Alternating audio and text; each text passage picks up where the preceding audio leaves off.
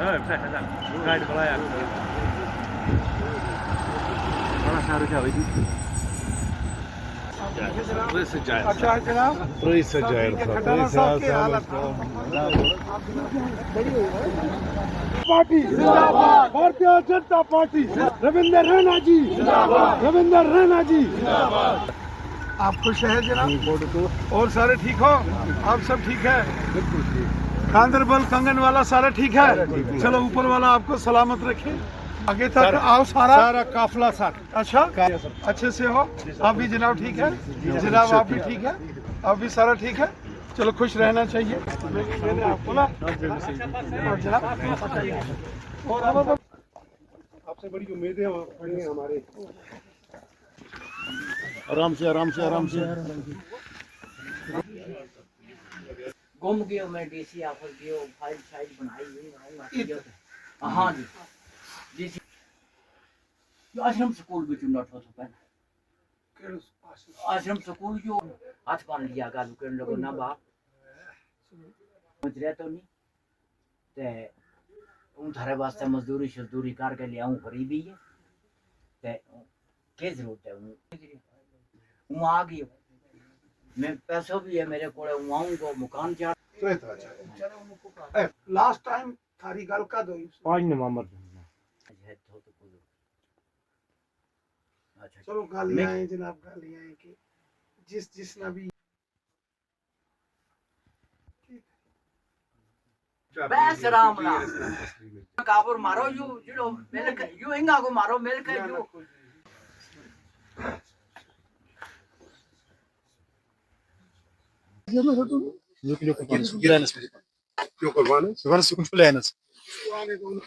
साहब की बात सुनी है सारी तब हिम्मत हौसला रखियो हमारा करो जो भी मदद अमदाद होगी सारा करो बस दो आदि होता है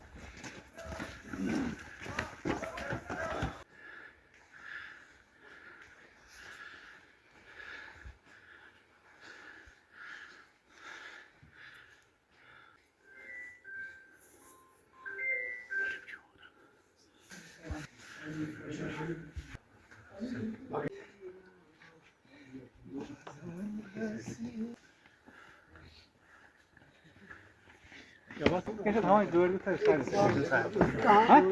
से जनाब कर रहे अच्छा हैं गर्म पानी पिला दो जनाब अंदर इंतजार कर रहे हैं थोड़ा सा बिलाल अहमद साहब जो दिल्ली बम धमाके का शिकार हुए थे, वादी कश्मीर के बाबा नगरी कंगन के रहने वाले थे। मैं आज उनके घर में उनके वालिद मोहतरम साहब से ताज़ियत का इजहार करने यहाँ आया हूँ। बहुत ही अफसोसनाक दिलदोस ये सारा वाक़ा वहाँ पेश आया। ये तमाम ये जो इलाके के लोग हैं बहुत गमज़दा हैं। बाबा नगरी ये जो लार शरीफ और कंगन का तमाम इलाका है बहुत गमज़दा है। तमाम लोगों से आज यहाँ मेरी मुलाकात हुई है। हर एक शख्स की आंखों में आंसू हैं, हर एक शख्स के दिल में दर्द है, हर एक शख्स के दिल में तकलीफ है कि जिस तरीके से होनहार नौजवान उस बम ब्लास्ट का उस बम धमाके का शिकार हो गया, बहुत ही दुखद, बहुत ही अफसोसनाक। मैं समझ सकता हूं कि इन तमाम फैमिली के लोग, उनके वालिद मोहतरम, उनके भाई, उनके तमाम दोस्तों के दिल पर क्या तकलीफ गुजरी होगी। पिछले 35-40 सालों में इस दहशतगर्दी ने, इस आतंकवाद ने, टेररिज्म ने वादी कश्मीर के लाखों लोगों को बड़े गहरे जख्म दिए हैं। दहशतगर्दी, आतंकवाद ये किसी का सगा नहीं है। बंदूक से निकली गोली या कहीं भी कोई बम धमाका, कार धमाका बेगुनाह इंसानों की जान लेता है, ये इंसानियत का कत्ल है।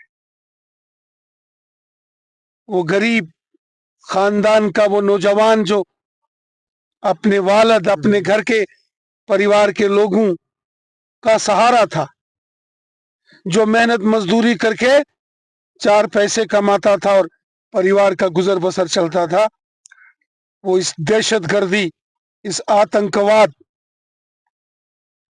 का शिकार हो गया। ये जुल्म सितम, ये खून खराबा, ये बम, बंदूक, पिस्तौल, गोलियां, ग्रेनेड, ये बम धमाके बंद होना चाहिए।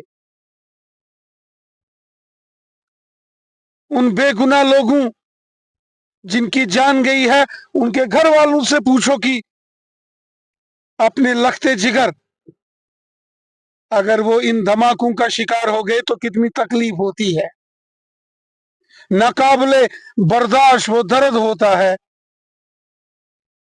जुबान से कुछ बोलना चाहते हैं लेकिन बोल नहीं पाते हैं, इतना दर्द, इतने गमजदा लोग हैं। ये तबाही और बर्बादी के मंजर जो वादी कश्मीर ने पिछले 35-40 सालों में देखे,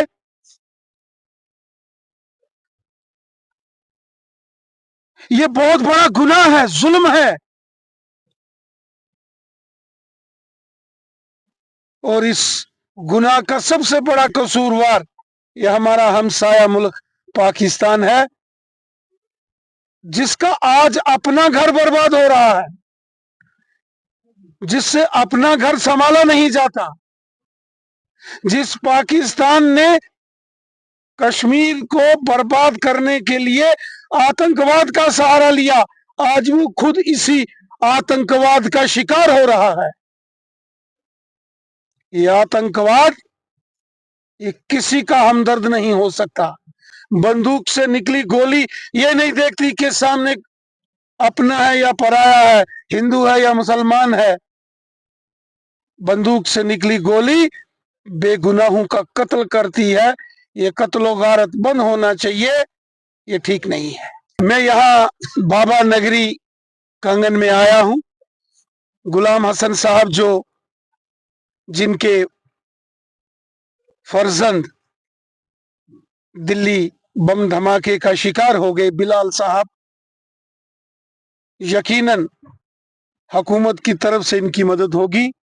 जो इनका फर्जंद, जो बेटा इस दुनिया से चला गया, उसकी भरपाई तो कभी नहीं हो सकती है, लेकिन हुकूमतों का फर्ज है कि ऐसे जो अफेक्टेड फैमिलीज होती हैं उनकी मदद करना, और यकीनन इस फैमिली की भी मदद होगी। चूंकि मैं बाबा नगरी कंगन में इस वक्त ताजियत के लिए यहाँ आया हूँ, इस वक्त किसी भी सियासी सवाल का जवाब देना मैं मुनासिब नहीं समझता, ठीक नहीं समझता।